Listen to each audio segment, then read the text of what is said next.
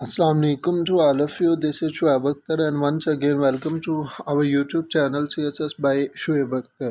So आज के lecture में हम प्रैक्टिस बैच को स्टार्ट करने जा रहे हैं and that will be the first lecture of practice batch. और ये जो प्रैक्टिस बैच है ये जितने भी पाकिस्तान या इंडिया में कंपेटिटिव एग्ज़ाम्स होते हैं उनके लिए काफ़ी ज़्यादा बेनिफिशियल रहेगा, बिकॉज इस प्रैक्टिस बैच के अंदर we will learn English grammar, Pakistan affairs, current affairs, history, political science, philosophy, Islamic studies, general science and ability, literature, linguistics and much more in the shape of MCQs। यानी कि हम MCQs की shape में एक MCQs को different dimension से discuss करेंगे और जितना ज़्यादा नॉलेज हम ड्राइव कर पाए उस एक MCQ से एक क्वेश्चन से करने की कोशिश करेंगे। और इस बैच में हम जो टोटल MCQs हैं वो 1000 MCQs को डिस्कस करेंगे और एक MCQs का एक कंप्लीट डिस्क्रिप्शन जो है वो हम डिस्कस करेंगे। Okay, so let's start without wasting any time. So our first question is that Washington DC is the state of USA। सो सबसे पहले तो ये हम देखते हैं कि वाशिंगटन डीसी का मतलब क्या है। तो वाशिंगटन डीसी का मतलब है डिस्ट्रिक्ट ऑफ कोलंबिया। तो इससे एक बात जो है वो जाहिर हो गई कि वाशिंगटन डीसी जो है ये कोई स्टेट नहीं है, that is the district of Columbia. And second ये देखें कि ये कैपिटल ऑफ यूएसए है, यानी कि वाशिंगटन डीसी जो है ये अमेरिका का कैपिटल है और फेडरल डिस्ट्रिक्ट है। सेकंड ये एंड थर्ड नंबर पर ये देखेंगे अमेरिका में कितनी स्टेट्स हैं। So there are 50 states in America. America में 50 स्टेट्स हैं जो कि highest number of states of the world है, यानी कि दुनिया में सबसे ज़्यादा जो स्टेट्स हैं वो अमेरिका में ही हैं। और इसके बाद अगर आप अमेरिका में कॉलोनीज़ की बात करो तो there are 13 colonies are in America. तो अमेरिका में 50 स्टेट्स हैं और 13 कॉलोनीज़ हैं। और अमेरिका का जो फ्लैग है उसमें 50 स्टार्स हैं जो कि इस बात को रिप्रेजेंट करते हैं। There are 15 states and 13 stripes हैं जो कि इस बात को रिप्रेजेंट करते हैं। There are 13 colonies in America. So I hope so कि 5 चीज़ें जो हैं उनको हम लोगों ने डिस्कस किया कि वाशिंगटन डीसी जो है that is the district of Columbia. तो सेकंड नंबर पर हमने इस बात को डिस्कस किया कि वाशिंगटन डीसी जो है वो कैपिटल ऑफ यूएसए है।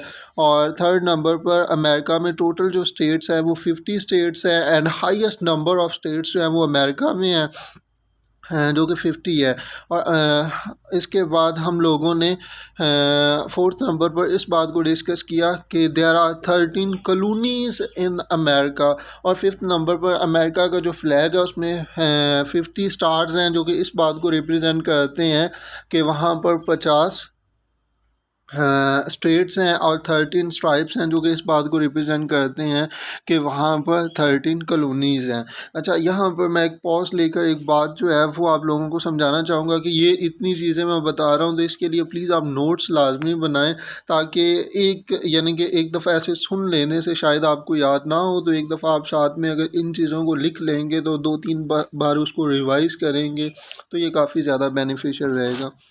ओके, तो आंसर जो था वो नन ऑफ दीज हुआ, बिकॉज अमेरिका वाशिंगटन डीसी जो है वो कोई स्टेट नहीं है, वो एक डिस्ट्रिक्ट है। Okay, so the second question is which is the smallest country of the world. अच्छा, यहाँ पर सबसे पहले तो हमने ये देखना है कि स्मॉलेस्ट कंट्री जो है ये किस कॉन्टेक्स्ट में पूछा गया है, in the terms of population या in the terms of land area. ठीक है, स्मॉलेस्ट कंट्री जो है वो यहाँ पर किस कॉन्टेक्स्ट में पूछा गया है, in the terms of population या in terms of land area. अगर हम दोनों ही कॉन्टेक्स्ट में देखें तो वेटिकन सिटी जो है ये एक यूरोप की कंट्री है। ये इन द टर्म्स ऑफ पॉपुलेशन, यानी कि 2023 में मैं ये वीडियो रिकॉर्ड कर रहा हूँ और 2023 के हिसाब से 764 यानी कि people are living in this country.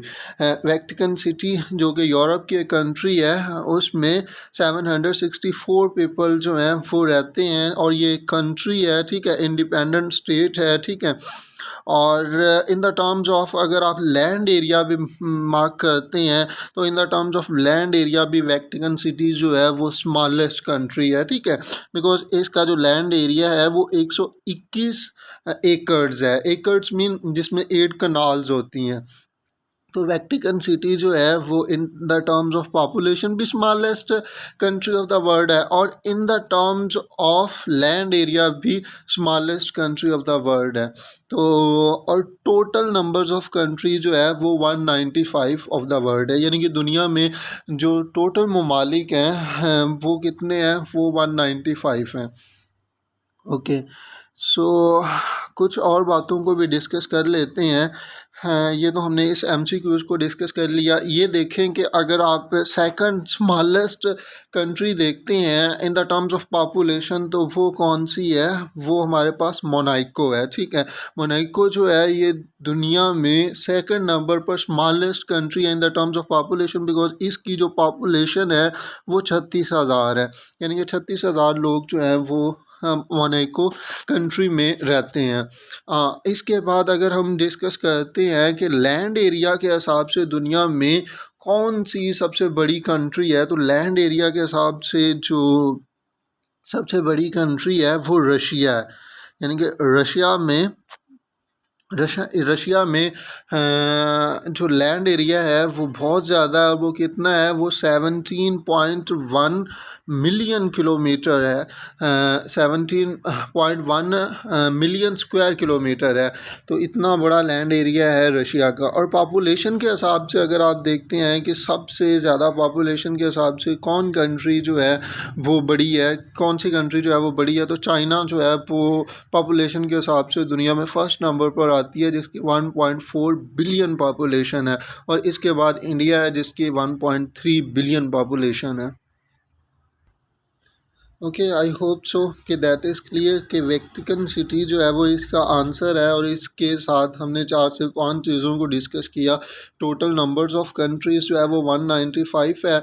In terms of population या in terms of land area के हिसाब से भी वेटिकन सिटी जो है ये कंट्री है यूरोप की, जो कि स्मॉलेस्ट है। और इसमें जो पॉपुलेशन है वो 764 पीपल है। और अगर लैंड एरिया की बात करें तो 121 एकड़ जो है वो इसका लैंड एरिया है। और थर्ड नंबर पर हमने इस बात को डिस्कस किया कि स्मॉलेस्ट कंट्री जो है, जो सेकंड नंबर पर है इन टर्म्स ऑफ पॉपुलेशन, वो मोनाको है, जिसकी जो पॉपुलेशन है वो 36,000 है। और फोर्थ नंबर पर हमने बिगेस्ट कंट्री देखी इन the terms of land area, जो कि रशिया है, और उसका जो लैंड एरिया है वो 17.1 मिलियन स्क्वायर किलोमीटर है। और फिफ्थ नंबर पर हमने कुछ कंट्रीज़ को देखा जो कि पॉपुलेशन के हिसाब से नंबर 1 और नंबर 2 और नंबर 3 में यानी कि ना फॉल करती हैं। सबसे पहले चाइना है, फिर इंडिया है, फिर USA है। हाँ, और एक और बात जो है वेटिकन सिटी के बारे में अगर मैं आप लोगों को बताऊं, तो ये यूरोप में कंट्री, और यहाँ पर जो गवर्नमेंट है, ठीक है, यहाँ की जो गवर्नमेंट है वो एब्सोल्यूट मोनार्की को फॉलो किया जाता है, ठीक है। यहाँ पर बिकॉज मोनार्क है, ठीक है, यानी कि जहाँ पर किंग या क्वीन का राज होता है, जैसा कि बरतानिया में है। बरतानिया में तो आज वो यानी कि रवायती तौर पर यानी कि चार्ल्स 3 जो हैं वो किंग हैं, ठीक है, लेकिन वहाँ का ऐसा सिस्टम तो नहीं है। लेकिन जितना ज़्यादा यहाँ पर फॉलो किया जाता है, बिकॉज पॉप फ्रांसिस जो हैं ये यहाँ के मोनार्क हैं, जो 2013 से लेकर अभी तक यानी कि 10 साल होने वाले हैं, अब तक वही मोनार्क हैं, ठीक है। और यहाँ पर एब्सोल्यूट मोनार्की है। So I hope so you got it. Okay, so the third question is, who is the founder of Wikipedia? Wikipedia का फाउंडर जो है वो कौन है? सो जिमी वेल्स जो है is the founder of Wikipedia. Wikipedia को जिमी वेल्स ने फाउंड किया है, ठीक है। और Jimmy Wales wiki second number पर हम इस बात को डिस्कस करते हैं कि Wikipedia was founded on January 15 2001, यानी कि 2001 में Wikipedia was founded by Jimmy Wales. हाँ, इसमें बाकी जो दो नाम्स दिए गए हैं इनको भी हम डिस्कस कर लेते हैं। जूलियन एसेंज जो हैं, ठीक है, जूलियन एसेंज जो हैं ये फाउंडर ऑफ विकी लीक्स हैं। विकी लीक्स क्या है? विकी लीक्स जो है वो एक इंटरनेशनल नॉन प्रॉफिट ऑर्गेनाइजेशन है दैट पब्लिशेस क्लासिफाइड इंफॉर्मेशन। और बिल गेट्स के बारे में तो आई होप सो कि आप सभी जानते होने हैं, बिकॉज ये पर्सनल कंप्यूटर और सॉफ्टवेयर की वजह से बहुत ज़्यादा मशहूर हैं। और इससे भी बड़ी जो इनकी अचीवमेंट हैं, ही वाज द को फाउंडर ऑफ माइक्रोसॉफ्ट कॉरपोरेशन। को फाउंडर हैं पाउल एलन के साथ इन्होंने मिल के माइक्रोसॉफ्ट कॉरपोरेशन को फाउंड किया। So I hope so that is clear to all of you. Okay, so our next question is known as Land of Rising Sun. तो land of rising sun जो है वो किस कंट्री को कहा जाता है? So Japan is known as land of rising sun. So I hope so इसमें कोई ऐसी बात नहीं है कि जिसको हम डिस्कस कर पाएँ। तो एक सिंपल सा आंसर है कि Japan is known as the rising sun. Okay, so our next question is will be the next leap year. अच्छा, सबसे पहले तो हम इस बात को डिस्कस करते हैं कि लीप ईयर होता क्या है। इस बात को पहले डिस्कस करने से पहले कि 2022 में है, 2023 में है या 2024 में है। 2022 तो वैसे ही गलत हो गया बिकॉज जी 2022 गुजर चुका है और हम नेक्स्ट लीप ईयर की बात कर रहे हैं। ठीक है, क्या 23 हो सकता है या 24 हो सकता है। अच्छा, लीप ईयर इसे कहते हैं। नॉर्मली अगर देखा जाए तो 165 डेज होते हैं एक ईयर में, ठीक है। और लीप ईयर का मतलब एक ऐसा ईयर जिसमें 166 डेज होंगे, यानी कि 1 एक्स्ट्रा डे होगा, ठीक है। और ये हर 4 साल में एक लीप ईयर जो है वो आता है और इसको फेब के मंथ में ऐड किया जाता है। और उस यानी कि नॉर्मली अगर आप देखते हैं तो फेब का जो मंथ होता है फरवरी का, उसमें 28 डेज होते हैं। लेकिन लीप ईयर जब आता है 4 साल बाद, ठीक है, तो उसमें क्या होता है, उसमें इसमें 29 डेज होते हैं, ठीक है। और 2024 जो है that will be the next year of leap year. Okay, I hope so that is clear to all of you. Okay, COP26 was held in which country?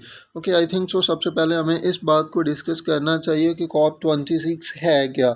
So COP26 जो है ये एक United nation climate changing conference of the parties है, ठीक है। जिसमें world leaders को, businessman's को, स्टेक होल्डर्स को इनवाइट किया जाता है ताकि वो क्लाइमेट के इश्यूज़ पर डिस्कस कर सकें और कुछ सल्यूशंस जो हैं वो दे पाएँ ताकि क्लाइमेट चेंजिंग की वजह से जो प्रॉब्लम्स आ रही हैं या आएंगी उनको फेस किया जा सके। और ये हुई कहाँ पर थी? तो ये एक्चुअली में स्कॉटलैंड में हाँ, ये जो यानी कि इसकी मीटिंग है वो हुई थी। और स्कॉटलैंड जो है वो ओबियसली यूके में है, यूनाइटेड किंगडम में है। ये चल क्यों नहीं रहा? चल गया। Okay, so the next question is the present speaker of Pakistan national assembly is Asad Qaiser, Asad Umar या कासम सूरी या none of these. So actually में जो आंसर है वो नन ऑफ दीज है। जो अभी के present speaker of national assembly हैं वो एक्चुअली में राजा परवेज़ अशरफ हैं, ठीक है। और राजा परवेज़ जो हैं वो वही हैं जो कि पाकिस्तान के प्राइम मिनिस्टर भी रह चुके हैं 2012 से लेकर 2013 तक। तो ये जो हैं ये पाकिस्तान की नेशनल असम्बली के स्पीकर हैं। Okay, as per IMF sources, Pakistan's GDP would be in the year 2022 अच्छा, ये आई थिंक सो इसके साथ या तो बिलियन लिखना चाहिए था या मिलियन लिखना चाहिए, मिलियन तो नहीं बिलियन लिखना चाहिए था। ये जो ऑप्शंस हैं यही गलत हैं, तो यहाँ पर नन ऑफ दीज ही होगा। लेकिन इससे भी पहले हम एक बात को डिस्कस कर लेते हैं कि जीडीपी क्या होता है। जीडीपी कहते हैं ग्रॉस डोमेस्टिक प्रोडक्ट से, जिससे ये पता चलता है कि आपकी कंट्री जो है उसमें यानी कि प्रोडक्शन ऑफ गुड्स और सर्विसेज जो है एक particular period normally year wise ही होता है, वो कितनी प्रोड्यूस हुई हैं या डिस्ट्रीब्यूट हो पाई हैं, और इसी बेस पर यानी कि कंट्रीज़ को नंबर वाइज किया जाता है। ठीक है, कि कौन सी डेवलप कंट्री हैं यानी कि फर्स्ट वर्ल्ड में फॉल करती हैं, कौन सी सेकंड वर्ल्ड में और कौन सी थर्ड वर्ल्ड में हैं। तो अब ये देखें कि पाकिस्तान की जो जीडीपी है वो यानी कि 2023 में पाकिस्तान की जो जीडीपी है वो 341.5 बिलियन है। ठीक है, और पाकिस्तान की जो पॉपुलेशन है वो 243 बिलियन है। 2023 के हिसाब से पाकिस्तान की जो जीडीपी है वो 341 बिलियन है, और पाकिस्तान की जो पॉपुलेशन है वो हाँ 243 बिलियन पॉपुलेशन हो चुकी है। और जो हाईएस्ट जीडीपी है दुनिया में सबसे ज़्यादा जो जीडीपी है वो यूएसए की है, यानी कि अमेरिका जो है वो सबसे ज़्यादा जीडीपी रखता है, और जिसकी नॉमिनल जीडीपी जो है वो 26 ट्रिलियन है। और अमेरिका के बाद चाइना है, और चाइना के बाद जापान है, और जापान के बाद इंडिया है, जो कि बहुत जल्द जापान को भी पीछे छोड़ने वाला है। तो ये जो 4-5 कंट्रीज़ हैं ये जीडीपी में सबसे आगे हैं, और पाकिस्तान की तो इनसे बहुत ही कम है, बिकॉज़ पाकिस्तान की पॉपुलेशन के हिसाब से जो पाकिस्तान की जीडीपी है वो बहुत ज़्यादा कम है। So I hope so that is enough, because ये लेक्चर जो है ये फर्स्ट लेक्चर है, तो इसमें हम बस 6-7-8 एम सी क्यूज़ को हमने डिस्कस कर लिया है। तो नेक्स्ट लेक्चर में हम काफ़ी सारे एम सी क्यूज़ को डिस्कस करेंगे। सो ये एक डेमो लेक्चर था जिसमें आप लोगों को भी थोड़ा सा पता चल जाए कि कैसे हमने इस बैच से फ़ायदा उठाना है और कैसे मैं इस बैच में पढ़ाऊँगा। सो मिलते हैं फिर नेक्स्ट लेक्चर में, जिसमें ऐसे ही हम एम सी क्यूज़ का पोस्टमार्टम करेंगे और एक एम सी क्यूज़ से बहुत सारी चीज़ें जो हैं वो सीखेंगे। अगर आप लोगों का भी कोई क्वेश्चन हो या किसी क्वेश्चन पर आप भी डिस्क्रिप्शन चाहते हैं तो आप ज़रूर बताइएगा कमेंट्स में, इंशाल्लाह नेक्स्ट स्लाइड में मैं उसको भी ऐड कर दूँगा। So till then take care and अल्लाह हाफिज़।